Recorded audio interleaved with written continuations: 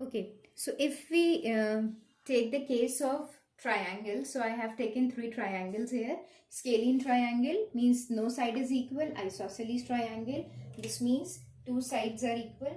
And third is equilateral triangle, so all sides are equal. Now in this case, if I want to draw a line of symmetry, so what I have to check? I have to check that when I draw any line, will it divide it into equal halves or not? So in a scalene triangle, if I try and make a line of symmetry, what will happen? It will not divide this triangle anyhow into equal parts.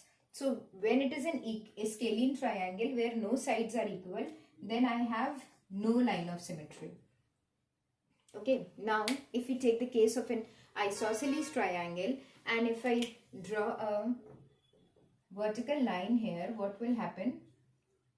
Now if I check my figure, so if I try and I overlap this figure, it will divide into two equal parts. Now let's draw one more line and try it. This is one line of symmetry that I can draw. If I try and draw a line of symmetry like this, then what will happen? Now if you can see that if I try and overlap this figure, then since this side is not equal to this side, so these two figures will not overlap each other. This means I don't have line of symmetry like this in an isosceles triangle. I have only one line of symmetry over here, that is like this vertical line. Now if I take the case of an equilateral triangle and I try and do the same thing, that I draw a line of symmetry like this, then what will happen? Since this side and this side are equal, so when I try and I overlap this figure, yes, this figure will overlap. Similarly, if I take this side, so what will happen? Since these two sides are also same, so this, if I turn it like this figure will also overlap. Now if I take a line of symmetry like this, so what will happen? It will again divide it into equal halves. So what I can see here is that a figure can have no line of symmetry where things are not same, so there is no symmetry over here. Here the two line segments are equal, so we have one line of symmetry, and here all the three lines were equal. So what we can say, that I can have more than one line of symmetry as well, because whichever way I am folding it, I can divide it into equal half. So an equilateral triangle has three lines of symmetry. Now let's take few more example.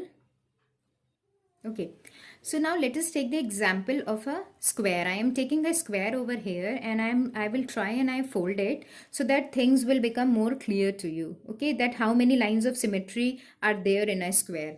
So obviously if I fold it like this figure will exactly divide into two equal parts, isn't it? So this is the first line of symmetry that I can see over here. Similarly, if I try and fold it like this, then it was again dividing into two equal half. So I have two lines of symmetry. One is vertical and the other one is horizontal. Now can I further make lines of symmetry in a square? So yes, I can, because a square can also be divided into triangles, equal triangles. Yes, see, when I'm folding it, it is dividing into two equal triangles like this. Yes, so there can be a line of symmetry like this as well. It is also dividing my figure into two equal triangles like this. If I can do it like this, that can I do it like this as well? So yes, I can do it like this as well. So this is what I'm doing. I am now trying and folding it like this. Then again I can see that my square is divided into two triangles, equal triangles. So in a square, what I can see is there is a line over here. A line is here. This line. Yes. Then this line, and this line. So how many lines I have in total? One line like this. The second line is this. Third line is this, and fourth line is this. So in a square I have 4 lines of symmetry. Okay. Now let's take one more example. I am taking a rectangle right now. So if you take a rectangle and you obviously try and fold it like this, that yes, my rectangle can be divided like this. Similarly, if I try and I fold my figure like this, so yes, again I can divide it into 2 equal rectangles.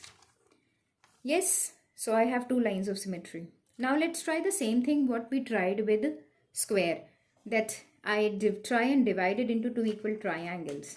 So can I do so? So when I try and fold it with the ends, what will happen? The figure that I am getting is not same. See, since it's a rectangle, so this is the reason why I am not getting same figures here. So in a rectangle, I cannot make 2 equal rectangles here like this. So it will not have these diagonal line of symmetry. It will have only the vertical line of symmetry and the horizontal line of symmetry. So in a rectangle, I have only 2 lines of symmetry, that is horizontally and vertically. Now let's take one more very interesting example. I have taken a parallelogram. What is a parallelogram? In a parallelogram, opposite sides are parallel. Means this line is parallel to this line and this line is parallel to this line. Along with this line is equal to this line and this line is equal to this line. So it is somewhat same as a rectangle. The only difference is this: the angles here are not 90 degree, it's slanting over here. Yes, it is slanting over here. If you see this figure, see, it is like this. Okay, so the lines are slanting, it's not 90 degree. So opposite sides are equal, okay, and they are parallel to each other. Now if I try and I fold this figure, then what will happen? Oh, this figure is not overlapping. Yes, you can see this. So this is not the line of symmetry that I have in this figure. Now if I try and do the same thing here, so again this figure is not overlapping. If I try with this side also, then too this figure is not overlapping. So what I can see in a parallelogram, there is no line of symmetry. Okay, because when I try and fold it, this figure is not dividing into 2 equal half. So it does not have any line of symmetry. So similarly, there are many more examples, like you can take a pentagon, hexagon, okay, a trapezium, or many more examples. And what you can get, you can just try and fold them the way I have done right now in front of you. You can cut those shapes, try and fold them, and you can get line of symmetries, or you will be able to understand how we are getting line of symmetry. Now let's take a very interesting case, that's a circle. So when you take a circle and you fold it in any way, I fold it in this way, or I fold it in this way, or I fold it in this way, it can be folded in any ways. So when I can fold it in so many ways, so what I can see is I can draw so many lines of symmetry over here.